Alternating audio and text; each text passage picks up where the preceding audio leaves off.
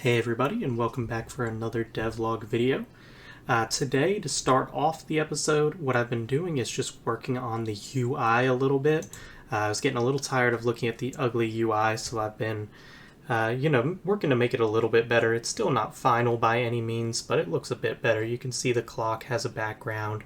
I've added zeros in front of any of the singular digits, so that way it's not shifting all the time. I've made the energy bar just this orange for now. And if we take a look at the inventory, it's now much more readable. The inventory, it's got the equipment, it explains what each equipment slot is, and then it shows a little background border just to be a little nicer there. And when we go talk to an NPC, you can see now there's a name box, and then the NPC's chat on the same background, just to make it a little bit better. And then finally, the same applies for a shop-owning NPC. So now you can see the results, or the responses are also there on new backgrounds, and the shop is using the same as the inventory background. The only other thing I did here, if we just buy some corn seeds real quick, you can see the money shows up as well over here on the side. But if we buy that and close the shop, you can see I've actually somewhat fixed the quantity. So now it'll show the correct quantity. I just need to work on legibility a little bit. But you can see I've got 93 hoes in this test environment, 111 pieces of corn, and I'm wondering if that's 0 carrots. Let's just see real quick, because it might not be working as well as I think it is. So if we go into the items and we go into seeds, and it's the carrot seeds, yep, we've got 0 in the inventory. So that's actually a bug I do need to fix, because if we buy it, you should have 1. So I'll get working on that, but that's what I had to show for now. Today we are going to get into a crafting system in the game.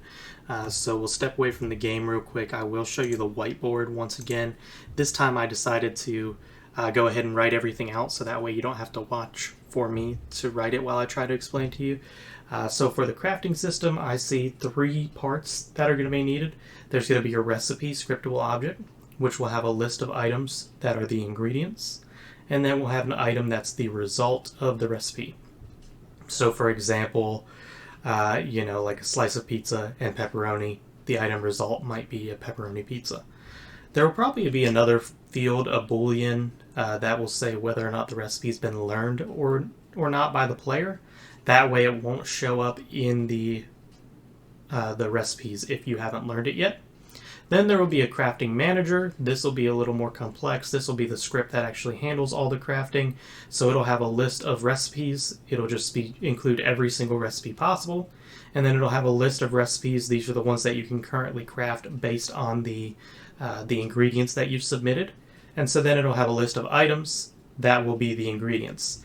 I foresee it will need a method for adding an item. So in the UI, when you click to use an item, it'll go through that add item, and that will add it to this list of items. Same for remove, same for craft, and then same for update results. So every time you add an item, it'll update results to see if there's any matching recipes that you can craft, and then it'll display those in the UI, and you can click on them to craft those items. That's the plan for now. I'll get to working on it, and then I will check in with you all once I've got some updates. Alright guys, I'm back, and I have been working a little bit on the crafting system here. First, before we get into that, I do just want to apologize. This video is a little bit late. I've been shooting for weekly updates on Monday morning, but this past week I did start a new job, so that's been taking up a bit of my time, and so I wasn't able to record as much as I would have liked, or even work on the project as much as I would have liked. That being said, I'm still going to keep doing devlogs. And I'm going to keep you all updated on the game, of course. There's not as much footage this time around because I've been so busy, but I did manage to get a basic crafting system working. So I'm going to show that to you all, and then that's going to end out the episode once we've shown the crafting system. So currently in the build, you press C to pull up the crafting system, and you can just pull it up from anywhere. As I stated in the past devlog, I do think it's going to be more of like a recipe cooking system. So in the future, it will probably be limited to like interacting with a stove to pull it up, for instance. But right now, you can see if I press C, I've got this little UI I've created, and this obviously won't be the final UI either, but this is how it works. So this is your inventory. You can add an ingredient to the crafting system from your inventory, or you can remove it. And if you add ingredients that create a recipe, then you can craft it down here. And as you remove, everything updates. So we'll start with this. I added a test egg, some flour, and milk. As you can see, that lets us craft a cake. And then you probably saw already, but if we add the pumpkin and the corn, it has this test item, which we can also craft. And you can see it'll let you have multiple, so you don't have to like remove, but it'll only use up the items that are required for the recipe. And so you can see if we remove the egg, all of a sudden we can't craft the cake anymore, so that goes away. And then if we go into our inventory, you can see those items really are there. We've got the cake. Still haven't gotten around to fixing the tooltip. And then this is just corn and pumpkin.